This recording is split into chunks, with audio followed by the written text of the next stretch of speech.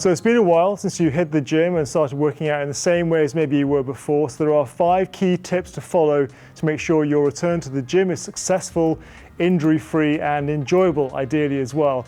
Tip 1 is to mobilize. Make sure you're not going diving straight into the heavy workouts. Make sure you really are taking time to get those shoulders to start to mobilize again, hips and the knees and the back in particular. If you don't spend time doing that for 5 minutes at the start, even using a foam roller to make sure we've got some trigger point work going in there to make sure you've got more range of motion around those big key joints. Without that, then it's hard to make sure your body's going to move in the same movement patterns, doing squats and lunges and chest pressing and pulling as you were before. So step 1, tip 1 is to mobilize.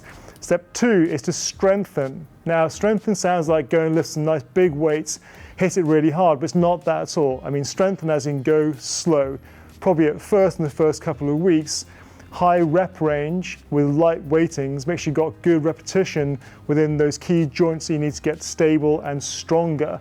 Once they get more stabilized again, they can cope with the loading you had before lockdown without hurting yourself. Without that stability, the first thing you do is go back to the same weights again, tear a shoulder muscle, tear a hip muscle, or strain your back, and then you're in big trouble. So tip 2 is to strengthen, but slowly and carefully at first.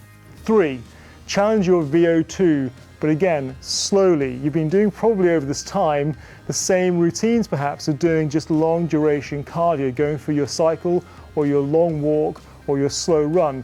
Let's now start to build in some more interval work back in the routine again. So go on to either a treadmill or a cross trainer or a rowing machine and go for short spells, only 20 to 30 seconds of raising your VO2, raising your heart and lung capacity for that period and resting for a similar or longer period after each of those high intensity blasts, and do that 8 to 10 times to give you a slight lift in your heart strength again. So go in steadily, not going for a smash at the start. It's not HIIT training.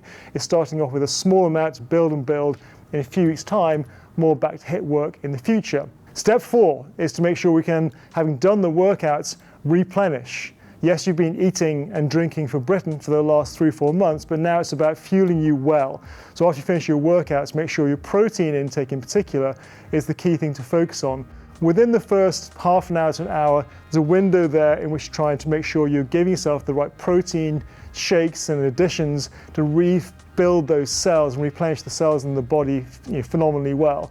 Our diets are rich already in carbs in most cases, so no need to refuel on carbohydrates. Get the proteins in there first of all. Ideally, choose a hemp protein or non-animal based or plant-based protein to give yourself all the branched chain amino acids that you need in one complex. So replenish after each workout phenomenally well and cut out all the rubbish in your diet at the same time as well. And step 5, importantly, where are you now? Set a clear goal every month going forward. So here we are, today's day 1. In 1 month from now, I'm going to achieve X. That could be a weight change, it might be a shape change, it could be getting back to doing a 3K, 5K, 10K run you were doing before, but be very clear about it, not just I'm back in the gym, I'm going to do some of this, do some of that.